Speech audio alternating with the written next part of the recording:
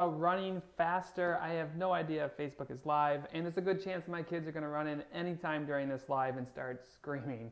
But I want to just show you guys some cool things about running faster and where to target, because if you're tight in certain areas of your body, it's going to affect your running a lot more than other areas. While tightness can cause some injuries, can cause things, what I want to talk about is speed and how do you stretch certain areas and what to target so you can run faster. The cool thing about this is that if you can target the right areas and you have the right anatomy and you learn the correct form, you can run faster without having to train harder, run more miles, all the things that are associated with running faster, but also are associated with more running injuries. So I'm going to show you guys an elite runner like I did the other day. If you're interested in learning more about how to open your stride, how to run faster, how to stretch, strengthen, and learn better running form so you can run faster, go to the link in this post or check out 𝗬𝘀𝗁𝗁.com.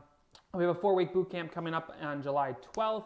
And we're going to talk a lot about this and teach exactly what I'm going to show you here today. So let me jump over. I'm going to show you the pro athlete.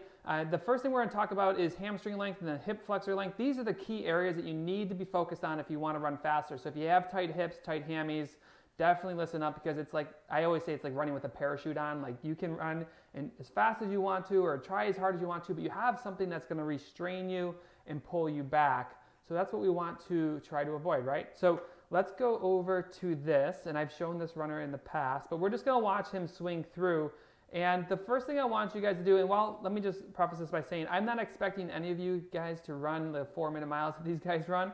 I just want to show you what they do, and it really kind of shows you where the tightness lies and what things can look like when you're at the highest level, but we can still learn something from these really fast athletes. So the first thing I want to talk about is, let's go back to him and watch him push off on his right foot. You're going to see his left leg swing through, and that swing through is really important because it's allow him, look, he's off the ground, off the ground, off the ground. And what I want to look at is here, because right now, you're actually just going to see him keep extending out, and we'll take him to right here. This right here is all about hamstring length. So imagine for a second if the hamstrings where I just outlined were really tight. What's going to end up happening is the hamstring is going to pull back on this leg and not allow him to be able to extend it out and reach for the ground. So with tight hamstrings, you're not able to open up because, like, I can't show you, I'm in sweatpants actually, which is kind of embarrassing because it's 11:30 in the morning.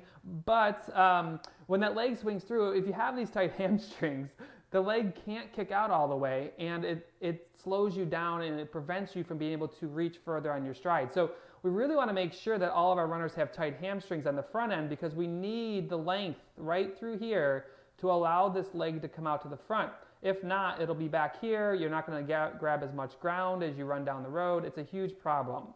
Now, if you're wondering how do I stretch my hamstring, I did a video on that the other day. Just go to the videos in the Run Smart Facebook page. You can learn about all that. But I want to talk about one more area that's key. So if you want to run faster, you want to be able to open your stride and improve your run form so you can run faster, you need loose hamstrings. You can't be super tight there. But you also can't be really tight in one other spot. So let's actually watch this runner come through.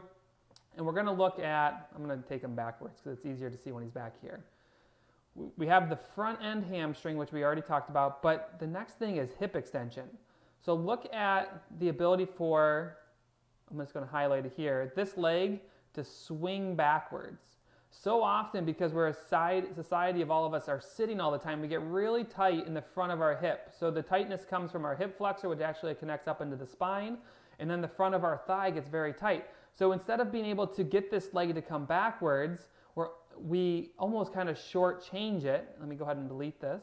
And when this leg can't get back to here, what'll happen is it'll be more here. And without having that leg swing backwards, you're not able to get a proper push off. So we have these two things. We have hip flexor tightness and hamstring tightness. Hamstrings on the front end, your hip flexor is on the back end. And those two things allow the legs to dissociate and open up. And what you need to know about opening up is that's where your speed comes from in your running. If you can't open up, you can't open your stride, you're going to run slower. And while you can still get good results by training and running and doing all the nice things, you're really kind of putting a top end on your speed in your running. You're putting a parachute on your back or a lead vest on your back, and you're trying to run with it. targeting these areas, loosening these areas is really important for any runner who's trying to run faster. The cool thing about it too, guys, is if you can loosen up these anatomy parts, you can get strong in your core and your hips, you can loosen up your hammies and your hip flexors, things just feel less restricted. I don't know if you've ever been out for a run, you're like, man, I just feel stiff today, or I just feel like I can't open up, I feel like I can't pick up my feet. It's because you have these rubber bands, these muscles and tendons that are just tight and stiff pulling you back. So you really want to focus on those two areas. I'm going to hit them again just in case you're joining me on this live. You want to have loose hamstrings and loose hip flexors to be able to open your stride and run faster. Now, if you want some help learning how to do these stretches, how to strengthen, how to use the actual form changes to open your stride, I'm teaching a boot camp. It starts on July 12th called Need for Speed. I put a link in the post, or you can just visit openmystride.com.